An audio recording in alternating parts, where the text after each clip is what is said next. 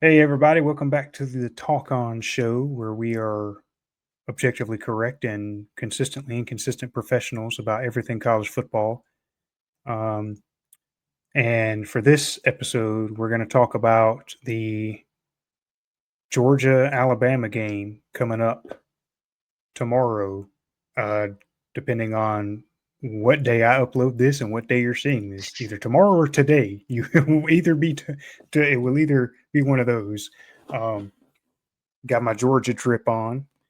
And biggest thing to address here is that not only is Nick Saban no longer the coach of Alabama, you have DeBoer as second year new head coach, but this is also going to be the first time that Alabama has ever come to Athens with Kirby Smart as the head coach of Georgia. So let's talk about that. Wait, no, that's copyright. Never Let's mind. not get copyrighted, bro. Hold on. Hey, you stop that. Uh, so yes, nothing, no special intro because this is just a little like prediction specific show for one game. But Man, we goof around and yap enough. We got to just get straight to the bread and I was butter. just, I was done. I was done. Either way, you cut me off for no reason No, because I no, was I done wasn't. anyways. Nah, bruh. I was adding a supplemental statement to what you were saying. So, um, Shut up. where we're at right now is that I think we kind of have to look at these teams. There's not a ton to go off because it's still early in the Going season, but Gundy mode. obviously both teams have struggled in. Both teams have had games where their defense has struggled. Their defense couldn't stop. Uh, their defense couldn't stop a nosebleed against Bama's Alabama's defense couldn't stop a nosebleed against Florida State, and Georgia's defense pretty much same thing. They couldn't stop a nosebleed against Tennessee. Except, I mean, what was funny that was kind of the flip side of the two teams. Whereas Alabama struggled to stop just like general like movement of like run, like the run game really killed them. Florida State's run game really killed Bama, whereas Tennessee didn't really do a ton on the ground. They did have a little over 100 yards, but they didn't really average a lot of yards. They had like one run for more than 10 yards. So, or like one or just a few more than 1 yard. They had one big, like really big run, which did lead to a touchdown. Um, but like Georgia's pass defense got absolutely shredded in that game. So that's kind of what you look at. Whereas I do think that Alabama has a better receiver core. But I think this is going to be, I think my argument, and I guess I'll go ahead and just say what I think, at least like why the receiver thing is the kind, no, I don't want to say a moot point. It obviously is an important point, but I just don't think you're going to see the same Georgia defense for two reasons. Right. You learn from the game you just played. Most Kirby Smart Georgia teams get a little bit better. Whether or not that was the case last season, just a little bit better last season. And then the second one is that wow, I actually just completely lost the second one. I had it going to. Oh yeah, it's in Athens. It's not in Neyland Stadium. So Yeah, um, boy. I think those are two really big points to, you know, highlight because of course the trend, the Bama trend, Bama being Georgia's daddy is going to be there. But I do think that if we're going to talk about trends, if you're going to bring up trends and use that as an argument, there's another trend that I think balances that out is that, like you said at the beginning of the show, Bama has not played Georgia in Athens, or Kirby Smart's Georgia in Athens, and Kirby Smart's Georgia in Athens currently holds the SEC record for most consecutive home wins. And I think as a whole, Kirby Smart's like 54, there's like 50 something wins to like single digit losses at home. And it might be something like insane, like 4 losses at home or something like And that. within that record, let's also emphasize within that record holding consecutive streak, there have been many high ranking teams, high Yes. ranking good teams come into Athens and fall to Kirby to pad that record. Talk about So, Tennessee, for example, where they had that like right. They came in ranked number 1, and they had Came in like the ranked number one, ran a highest really good powered offense defense. in the country going into that game. And then when they got there, it looked like their offense was a high school team. So Athens is not an easy place to play. You know, a lot of No. people, I don't want to say that people push Athens under the rug, but you don't really, when people are talking about the hardest places to play, you never really hear Athens come up as like top 3, top 4, top Right, which 5, is or whatnot. criminal because I mean, between the hedges, at Sanford is one of the biggest venues in college football. So I think it's changed since Kirby Smart. Kirby Smart has really turned that place into one of the hardest places to play, obviously, because he Kirby being literally there, yeah, almost has never definitely, loses at home. yeah, So boosted he that. hasn't lost at home, I think, since 2019. So it's been 6 years almost since he has lost a game Well, in and you know Athens. what? So I think people are always looking for the juju in things, and they're always looking for the patterns and the trends. Sometimes they want to put patterns where there aren't any so they can make better sense of things because a lot of people are just intellectually lazy and don't want to have to do the extra thought, that goes into it. But even the trends on the other end, the trends on Bama's side, all of those trends belong to Nick Saban, not DeBoer. Okay, yeah, DeBoer got the best of Georgia in Tuscaloosa in his first year, but that's one game. There can't be a trend with a one game sample, first of all. Second of all, once again, that was an isolated incident, completely irrelevant towards Nick Saban's tenure and effect against Kirby Smart's Georgia team.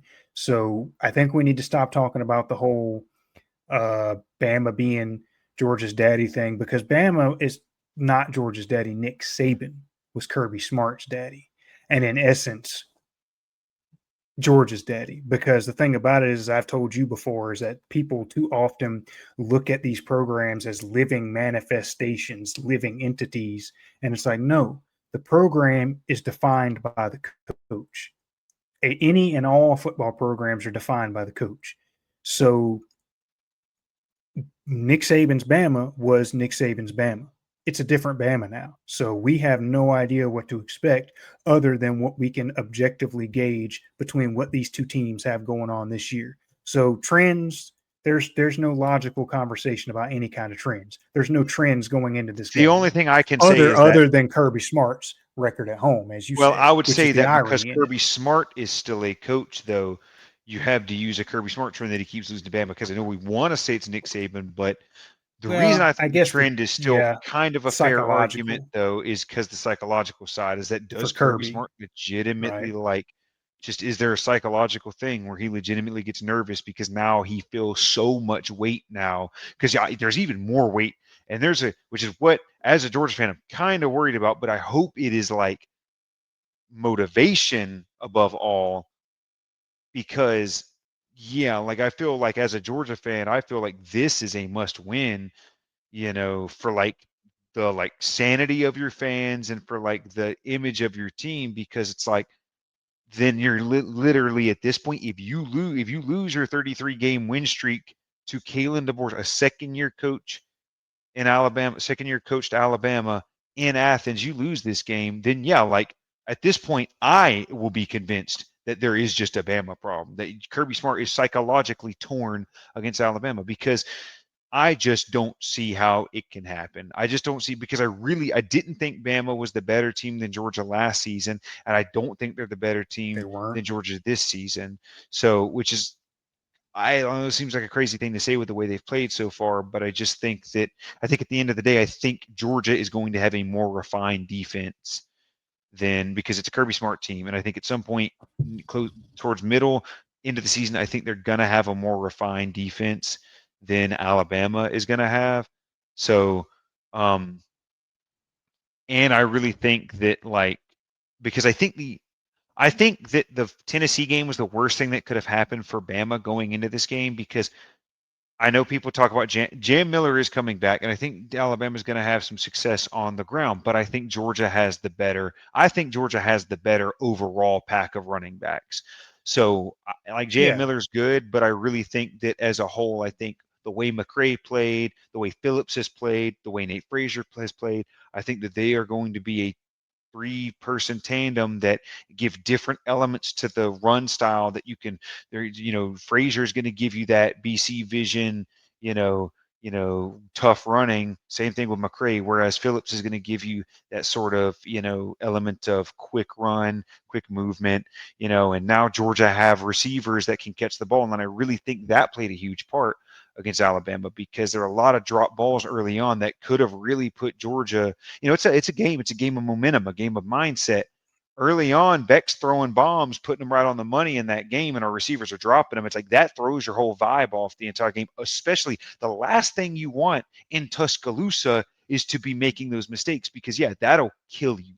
You're already rattled by the fans, and then to get Right. rattled by your own gameplay on top of the fans is just, it's a recipe for disaster. So I think so far there has not been really a single issue of doubt in the pass game with drops so far, except for London Humphreys. But even then, he also was the one who made the clutch 4th and 6 catch, to give Georgia the, to tie the game.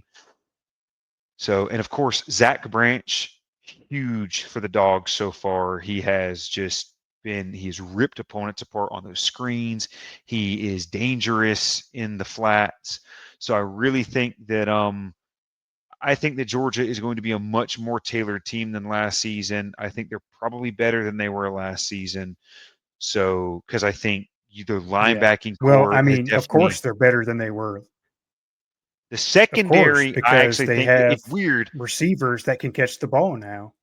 I think They're the not the defense is last flipped in the though. country, The front in that. seven for Georgia was their biggest problem last season, I think. And then, but now I think their secondary has evidently become their bigger problem, because we've lost players like, which, I say that, but no, Everett's still on there. But like we've lost, there's been losses in safety, like we lost Malachi Starks. Um, and it just is one of those things where there's just a shift in that secondary, and it just doesn't That look was a like. flattering frame that it paused on. I just don't think that it was very. You're sorry, you're chopping up a little bit, and there was just a funny frame that it paused on. Is there any kind So of delay? I think it's I'm not getting any kind of delay. So There I might think be a what you're I slight think what delay, you're but bringing in and putting out, it's not. But because we started like talking over each other, I was just double checking. Sorry, folks, I ain't got no high end gamer PC with 100 terabytes of RAM and 100 terabytes of RAM. and 1080 frames per second of graphical Glad that you processing. lagged right when you said that. Anyways, before I was so rudely cut off, I actually forgot what I was saying. Bruh, you good. You've been yapping enough. It's time for Gunward Bound's take. Well, the overall Um, take is that I just think that like Georgia's defense is going to be more refined coming into this game, because I think their issue is their secondary so far, and they have a lot of film to watch now to fix up on that after that Tennessee game. Um, so I will give like actual predictions after you give your like, yeah. reasoning. Yeah, So, you see what I did there? See what I did there? I went Gundy mode and I left because you're still yapping. well, Gundy didn't go of his own accord, so It didn't work at first when I tried to do that. I was just like up here with my face on the pop filter. just get to your points. You need to say I'm yapping. Get to your point. Stop yapping.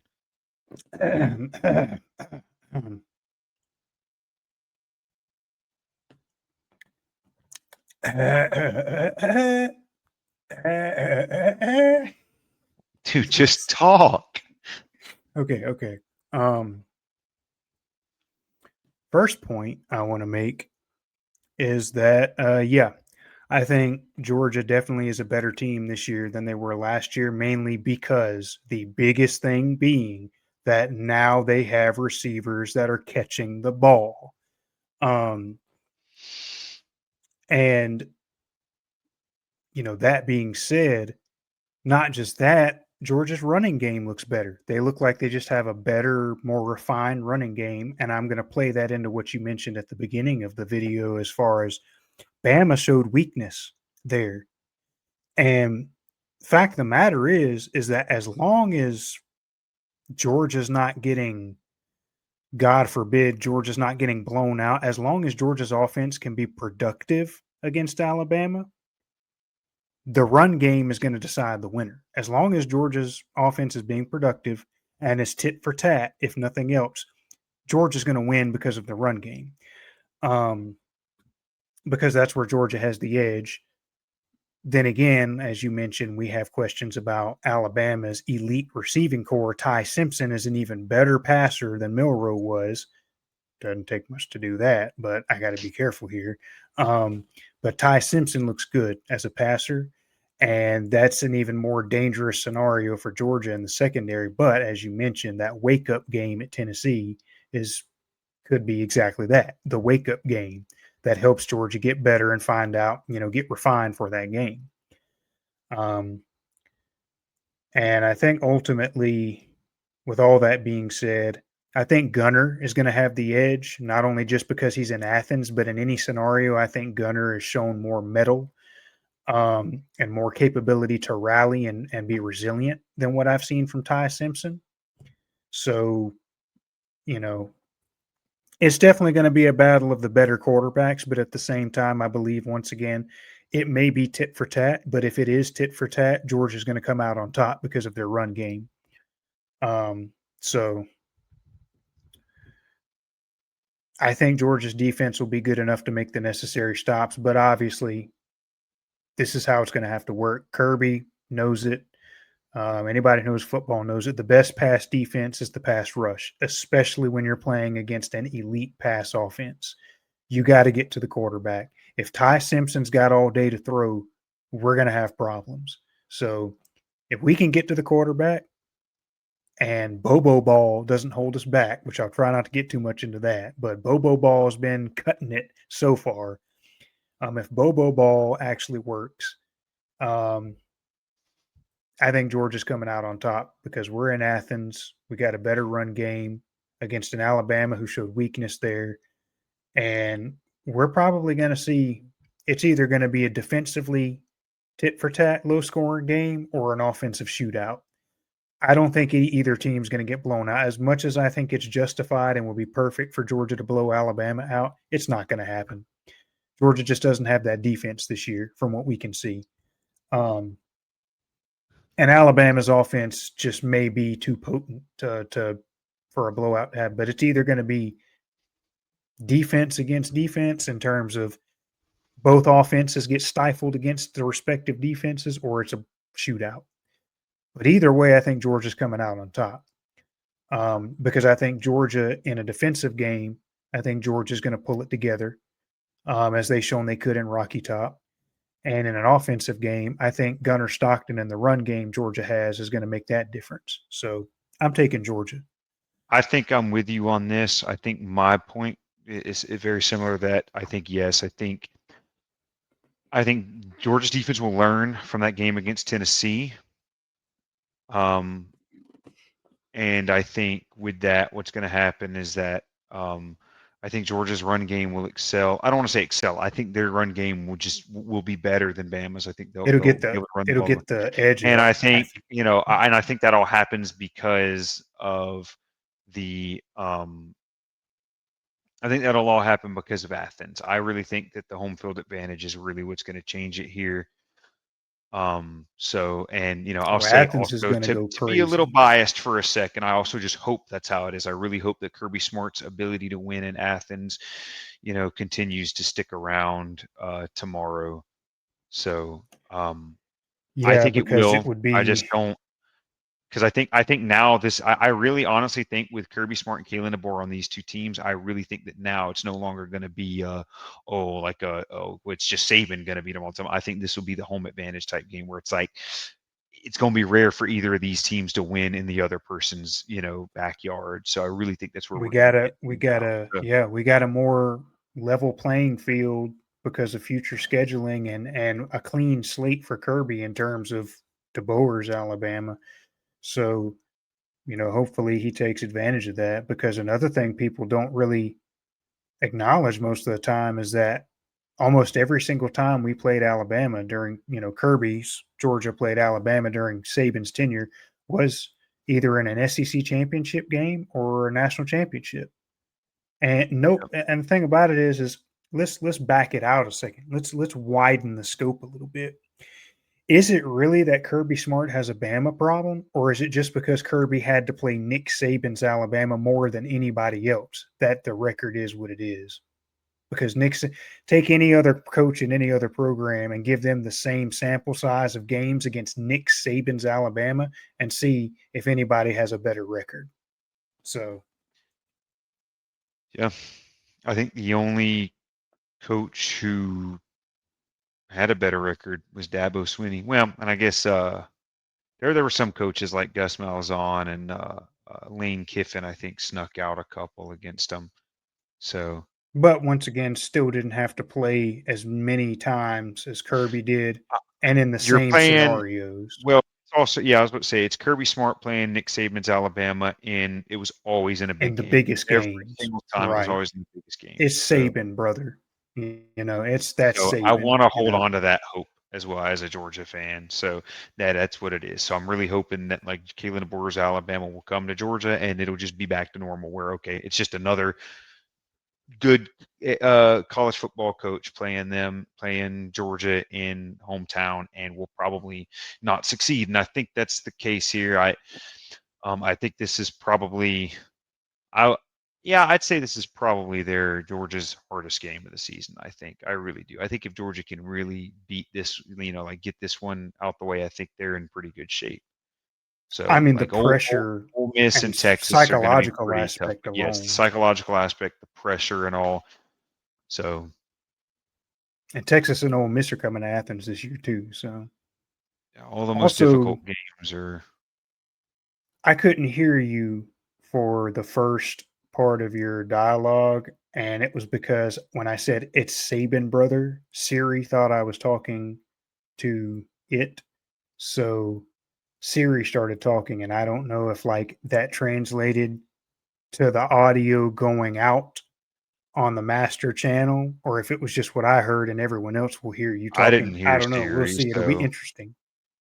I Okay. didn't Well, hear it'll be Siri, so I interesting doubt to if I find didn't out. hear it. I doubt if I didn't hear it, then it'll be there. So yeah, we'll see. It shouldn't, but I But mean, I we think we need to said have all the we Siri needed to talk. say, though. I mean, You think Kirby, so?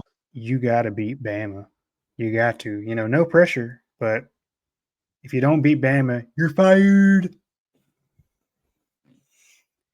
So, but you got anything else to add? Beck's check. Nope. I'm Just that slowly I but surely gun defying here. Please no, just hurry. that I really hope that, Georgia wins. And I do think that they will. So I think by all football reasoning and an objectively correct basis, Georgia should win. yes. But once again, if Kirby lays an egg mentally, because what he seems to do every time he plays Alabama is overthink it and change up his game plan. Anytime Kirby plays Alabama, like Georgia plays every other team, they fare a lot better. But anytime Kirby thinks it's time to change up the game plan against Bama, we get embarrassed. We're made to look stupid because that's just it. You try to change up a completely different game plan at the last minute to put up against Bama, and that's not how your team functions best. And you got to play man for man.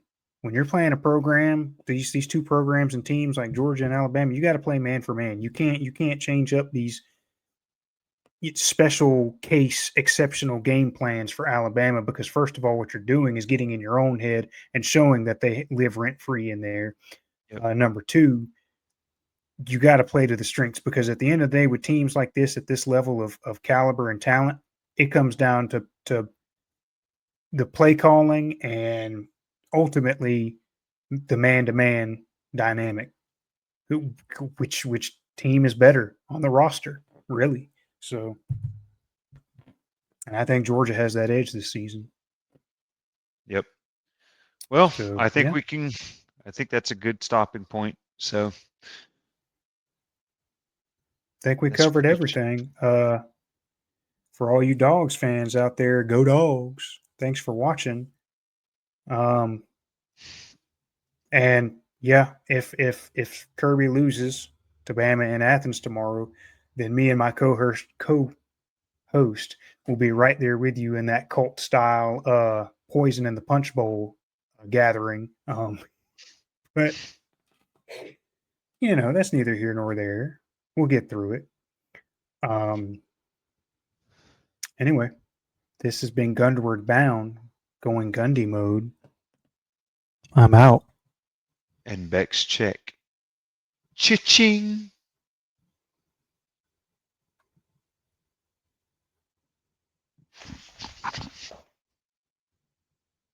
Can't believe I'm not